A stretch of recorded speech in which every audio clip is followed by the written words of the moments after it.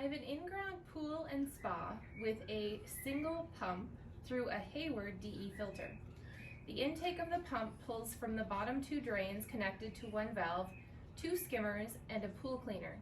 The output of the pump goes through the filter heater and then to the spa fountain, two sprays on the wall, two bubblers on the main step ledge, and the main pool returns around the pool.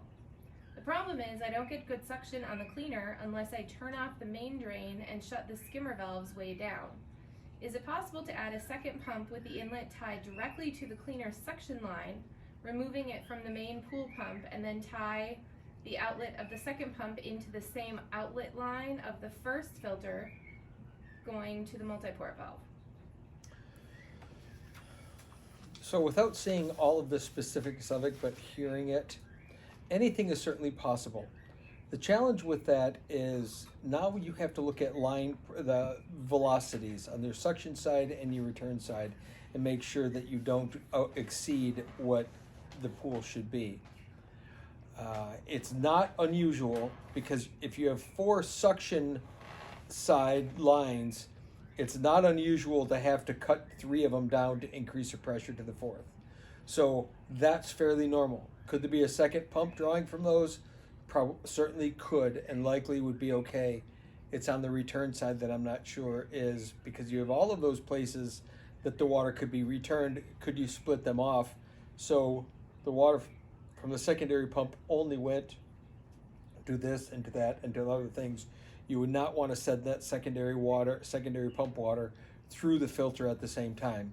You're over pushing quote unquote water through the filter. So if you were to add a second line, it would be added only to run the features, not to reduce the pressure on the suction side. If you wanted to make your system simpler, you could draw water out of the pool, run it through those features and not through the filter, but you're not going to solve the problem of running it through the suction line, drawing through the suction line for the auto cleaner, which then that water has to be filtered before it's returned. So likely another pump and another filter if it's possible, and or just automate it so that valves could be automatically turned off and turned on when features were done. The least expensive way probably to do it, as crazy as it sounds, is to automate the whole thing, so you can automatically with timers turn valves open and close and make things work and not work. Because short of that, it's not only a new pump but also a new filter as well. As it would be what I would suggest.